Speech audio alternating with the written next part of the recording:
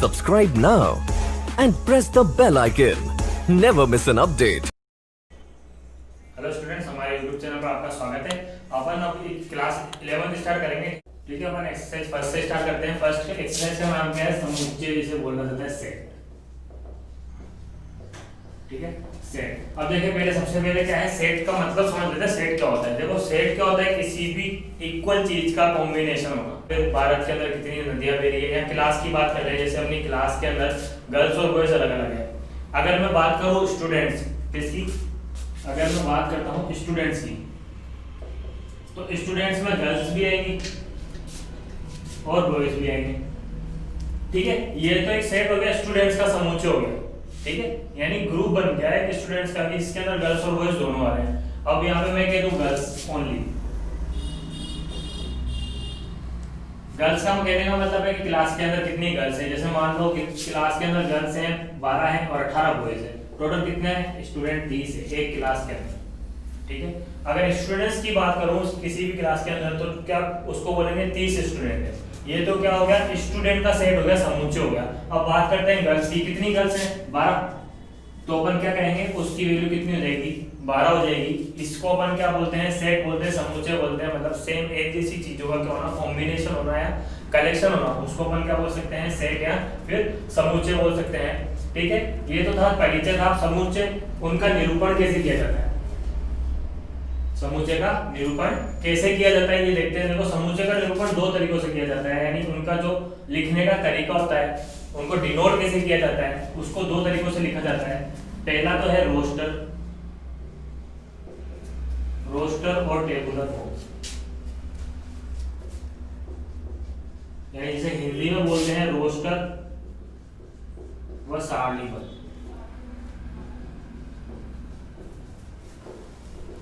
ठीक है, ये फर्स्ट है। दूसरा है बिल्डर फॉर्म, जिसे हिंदी में बोलते हैं समुच्चय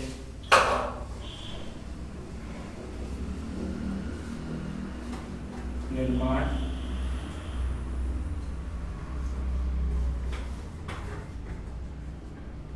ठीक है, अब देखते हैं इन दोनों रूप के बारे में। एक तो फर्स्ट तो क्या है रोस्टर, दूसरा क्या है सेट बिल्डर यानी समुच्चय निर्माण, और एक है सारणीबद्ध। किसी भी सेट को, किसी भी समुच्चय को दो तरीकों से लिखा जाता है। पहला जो है उसका देख। ठीक है, दो तरीके थे क्या, समुच्चय को निरूपित करने के, सेट को डिनोट करने के दो तरीके हैं। पहला कौन सा था? रोस्टर, रोस्टर और टेबुलर। यानी रोस्टर सारणी। देखें इसमें किस तरीके से, तो इसमें लिखने का तरीका क्या होता है कि पहले अपने पास कोई सेट दिया हुआ है, तो उसके अवयव किस तरीके से लिखेंगे। सबसे पहले तो एक मतलब ब्रैकेट यानी मिडिल ब्रैकेट है। ठीक है, जितने भी अवयव होते हैं वो सारे किसके अंदर लिखे जाते हैं? मिडिल ब्रैकेट, यानी जिसे हिंदी में बोलते हैं मतलब ब्रैकेट में। फिर उसके अंदर जितने भी अवयव होते हैं, उसके अंदर जितने भी अवयव होते हैं, उनको अपन हर एक अवयव को कोमा से निरूपित, कोमा से अलग अलग कर देते हैं। ठीक है, क्या कंडीशन है? पहले तो मतलब ब्रैकेट यानी मिडिल ब्रैकेट आएगा, उसके अंदर अवयव होंगे जितने भी होंगे सारे, उन अवयव को किससे? कोमा से अलग अलग करते हैं। ये तो होता है कौन सा तरीका हो गया? टेबुलर फॉर्म, यानी एक सारणी बना देंगे, किसकी? अवयवों की एक सारणी हो गई, एलिमेंट्स का एक टेबल फॉर्म हो गया। फिर और इसमें एक और कंडीशन आती है, नोट करके लिख लेना वो चीज आप।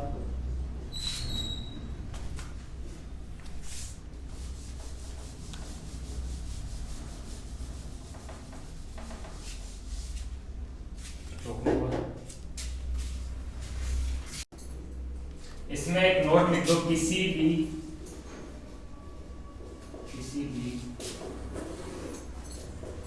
समुच्चय में कोई भी अवयव दोबारा नहीं दोहराया जाता।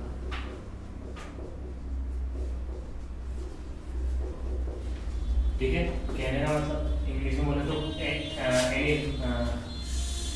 कोई भी एलिमेंट जो है, कहने का मतलब ये है कि इसके अंदर जो सेट है, जैसे ये समुच्चय है,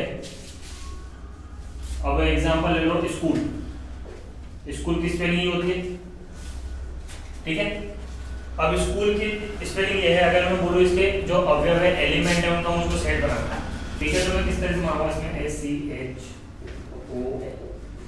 अब इसके अंदर एक चीज ध्यान रखनी पड़ती है क्या, कि कोई भी जो एलिमेंट है रिपीट नहीं होता, ठीक है, repetition of any element is not, ठीक है।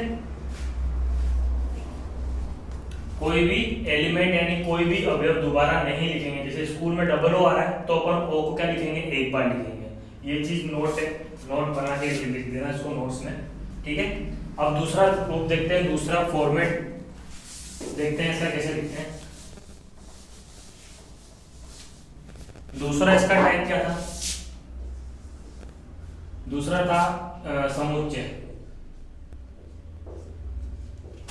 समुच्चय निर्माण यानी सेट बिल्डर फॉर्म।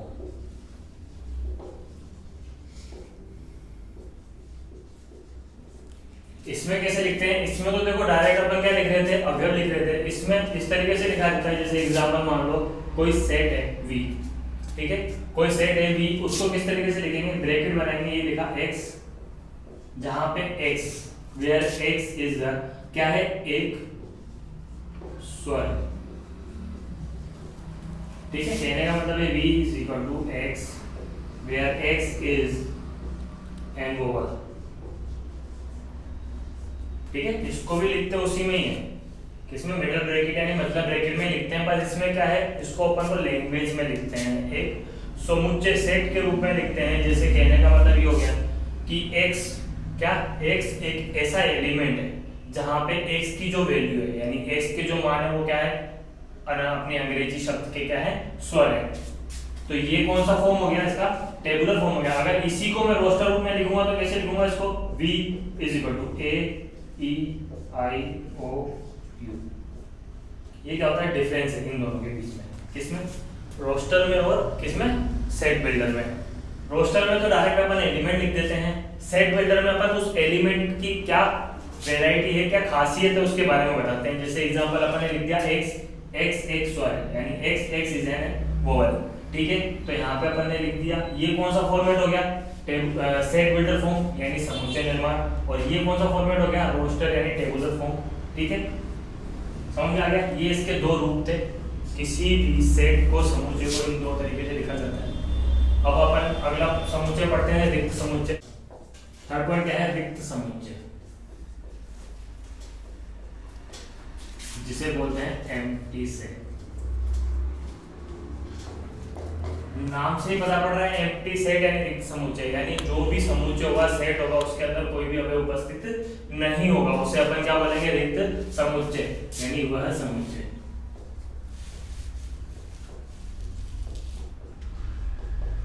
जिसमें कोई भी अवयव ना हो, उसे क्या कहेंगे अपन, रिक्त समुच्चय। A set which not have any element, a set which not have any element is called empty set. इसको लिखने का तरीका दो तरीकों से लिखते हैं, एक तो खाली ब्रैकेट बना कर दिया, ठीक है, इस तरीके से भी डिनोट कर सकते हैं, या फिर ये फाइल से, ठीक है।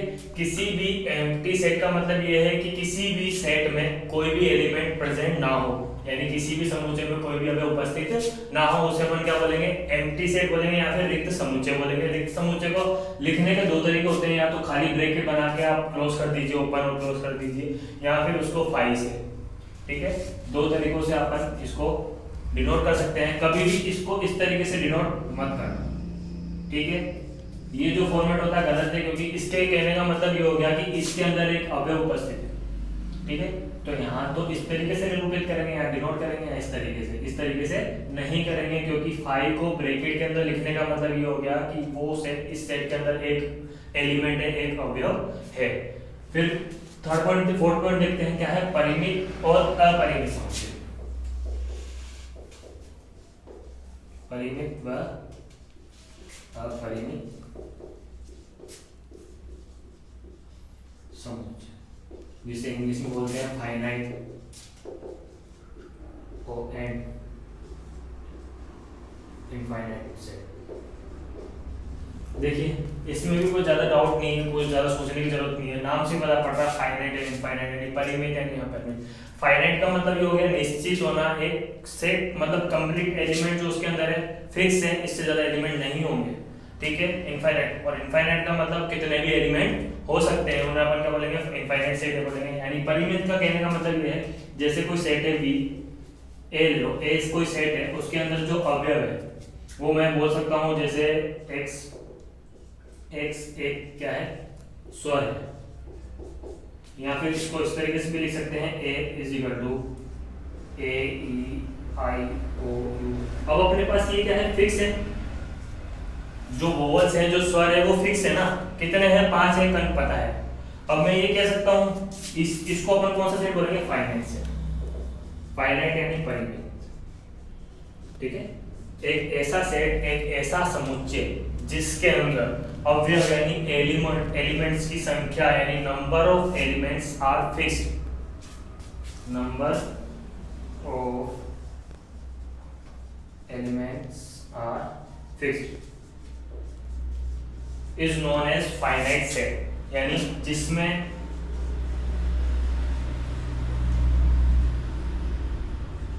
अवयवों की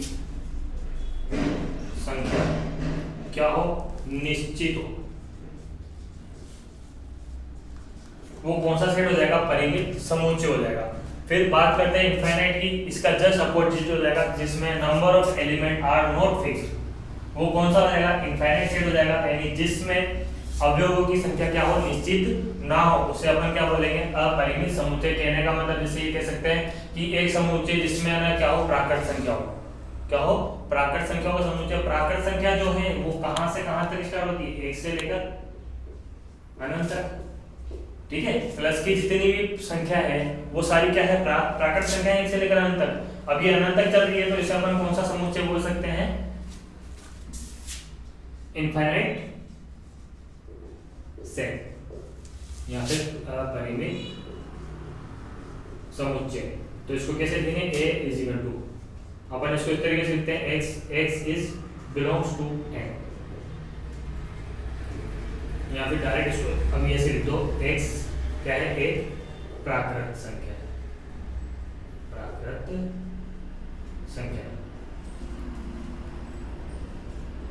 a इज इक्वल टू, इसको अगर रोस्टर रूप में, रोस्टर फॉर्म में लिखते हैं तो 1 2 3 एंड सो ऑन, तो इसको अपन क्या बोलते हैं, इनफाइनाइट सेट बोलते हैं। और ये कौन सा हो गया, फाइनाइट। इनफाइनाइट में वही वापस बोल देता हूँ, इनफाइनाइट में क्या है, number of element are not fix, और फाइनाइट में क्या है, number of elements are fix. समझ में आ गया, ठीक है। अगर आपको ये उतारना है तो फिफ्थ पॉइंट क्या है, समान समुच्चय,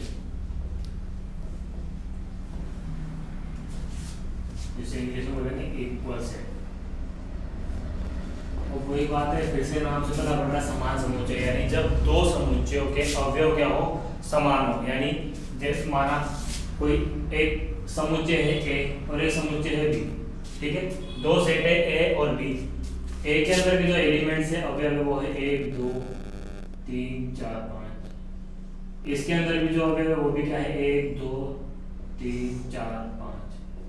तो मैं इनको कह सकता हूँ ना इक्वल है, क्योंकि इसके जितने भी एलिमेंट है वो सारे एलिमेंट इसके अंदर है, ठीक है, और इसके एलिमेंट सारे किसके अंदर है, इसके अंदर है। तो ये दोनों समुच्चय क्या हो जाएंगे, समान हो जाएंगे। इनको क्या कहेंगे अपन, इक्वल सेट। इक्वल सेट के अगर डेफिनेशन लिखना चाहे तो कह सकते हैं कि the element of A are present in B and the element of B are present in A, then both sets are equal. कहने का मतलब ये हो गया कि अगर A के अवयव B में उपस्थित है और B के अवयव किस में उपस्थित है, A में उपस्थित है, तो दोनों अवयव क्या, दोनों सेट, दोनों समुच्चय क्या हो जाएंगे, समान समुच्चय हो जाएंगे, ठीक है। लिखिए जैसे A यदि A के सभी अवयव समुच्चय B में उपस्थित हो, वह समुच्चय B के सभी अवयव क्या हो समुच्चय ए में उपस्थित हो तो समुच्चय ए व बी क्या होंगे समान समुच्चय होंगे। अब इंग्लिश में बात करते हैं, the element of A, if the elements of A are present all if all the elements of A are present in B and all elements of B are present in A, then set A and B are equal set। ठीक है, समझ में आ गया। अगर A के अवयव B के अंदर और B के अवयव किसके अंदर है, A के अंदर है, तो दोनों समुच्चय क्या होंगे समान होंगे। ठीक है, अगर आपको ये नोट करना है तो वीडियो पॉज करके नोट कर लेना। अब 6 लास्ट इसका जो पॉइंट है वो पढ़ लेते हैं। 6 क्या है, उप समुच्चय, जिसे बोलते हैं सबसेट। इसको निरूपित करने का जो तरीका होता है, डिनोट करते हैं, सिंबल जो होता है इसका इस तरीके से होता है। ठीक है, ये क्या होता है इसका सिंबल, इसको निरूपित करने का तरीका होता है सबसेट यानी उपसमुच्चय। कहने का मतलब नाम से पता पड़ रहा है, उपसमुच्चय यानी किसी भी समुच्चय का एक ऐसा समुच्चय जिसके अवयव क्या हो दूसरे के अंदर उपस्थित। तो कहने का मतलब ये हो गया, जैसे कोई अवयव है, सेट है ए, ठीक है, कोई सेट है ए, उसके अंदर कुछ अवयव है 1 2 3 4 5 6, ठीक है। फिर एक सेट है बी, उसके अंदर अवयव है 2 4 और 5, ठीक है। देखो बी के अंदर कौन से अवयव 2 4 और 5, इसके अंदर भी है, ठीक है। तो मैं ये कह सकता हूं B is the subset of A.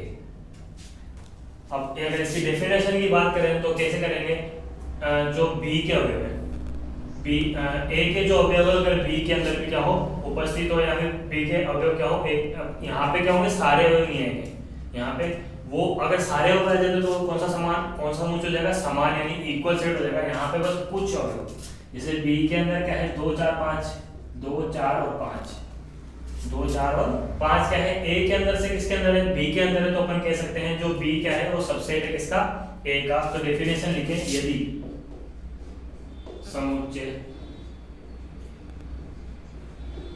B के अवयव किसमें उपस्थित हो, समुच्चय ए में उपस्थित हो। अब यहाँ पे क्या बात करेंगे, बी के सारे अवयव किसके अंदर हो, ए के अंदर हो, पर ए के सारे किसमें हो, बी में नहीं हो। तब बोलेंगे क्या, तब बी जो है, बी क्या होगा, बी किसका, ए का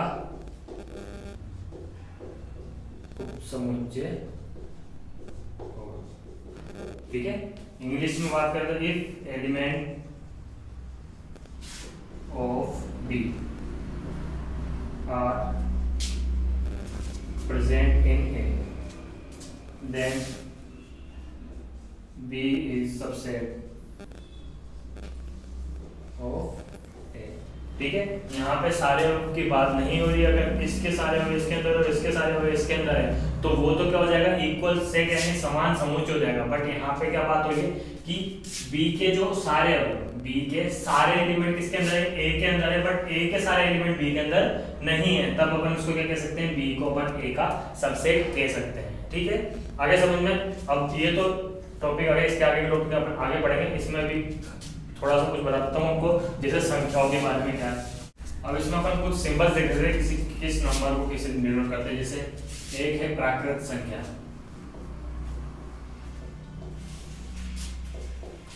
यानी नेचुरल नंबर्स, ठीक है। ये चीजें क्या है काम आएगी, इसलिए बता रहा हूँ आप लोगों को। नेचुरल नंबर इसको डिनोट किया जाता है एन से, कैपिटल n से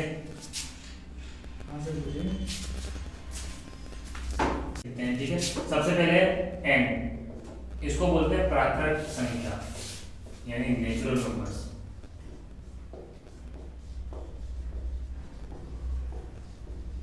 ठीक है, नेचुरल नंबर को किससे डिनोट करते हैं? कैपिटल N से। प्राकृत संख्या का कौन सी होती है? 1 से लेकर अनंत तक जितनी भी पॉजिटिव नंबर्स होते हैं, जितने भी धनात्मक संख्या होती है, वो सारी कौन सी प्राकृत संख्या, उसको किससे निरूपित करते हैं? डिनोट करते हैं N से। ठीक है, फिर आता है रेशनल नंबर यानी परिमेय संख्या।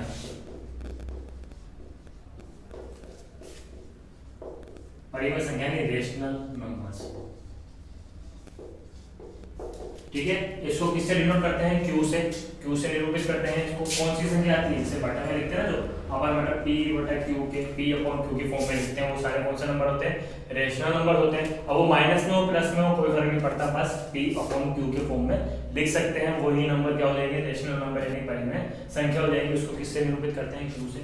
फिर आता है Z, जिसे बोलते हैं पूर्णांक